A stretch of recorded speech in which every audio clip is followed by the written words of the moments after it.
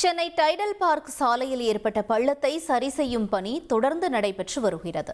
இதுகுறித்தான கூடுதல் தகவல்களை செய்தியாளர் கசாலி வழங்கிட நாம் கேட்கலாம். கசாலி, வணக்கம். தொடர்ந்து இந்த பணி நடைபெற்று வரக்கூடிய நிலையில அங்கு போக்குவரத்து தொடர்பான தகவல்கள் என்னவாக இருக்கின்றன? விவரங்களை பதிவு செய்யுங்க. கடந்த 17ஆம் தேதி சோழங்கள் சேர்ந்த தம்பதி ஒருவர் கேரளா செல்வதற்காக கால் டாக்ஸி காரில் வரும்போது திருவான்மியூர் செல்வதற்காக டைடல் பார்க் அருகே சாலையில் சிக்னலில் இருந்தபோது திடீரென பள்ளத்தில் அந்த கார் கவிழ்ந்தது. இதில் அவர்கள் 5 பேர் மீட்கப்பட்டனர். அந்த விசாரணையில் கழிவுநீர் கால்வாய் ராட்சத குழாய் உடைப்பின் காரணமாக இந்த பள்ளம் ஏற்பட்டு தெரிந்தது. தற்போது அந்த கழிவுநீர் கால்வாய் சீரமைக்கும் பணி முடிந்துவிட்டது.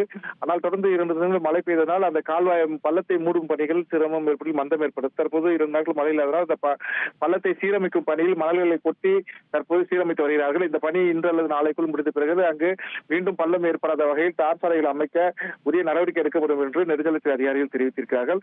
தற்போது போக்குவரத்து எந்த பாதிப்பு பிரைவேட் லிமிடெட் கம்பெனி ஆரம்பிக்கலாமா இல்ல பார்ட்னர்ஷிப்ல ஆரம்பிக்கலாமா? எது கன்ஃபியூஷன்? ஒரு எக்ஸ்பர்ட் கிட்ட பேசிரோம். எப்படி பாஸ் வாலா பி தி பாஸ். அந்த பகுதி முழுவதும் தடுப்பு வேலிகள் அமைக்கப்பட்டு போக்குவரத்து சீராக செல்வதற்காக போக்குவரத்து போலீசார் அந்த பணிகளில் ஈடுபட்டு வருகிறார்கள். தகவல்களுக்கு நன்றி கசாலி.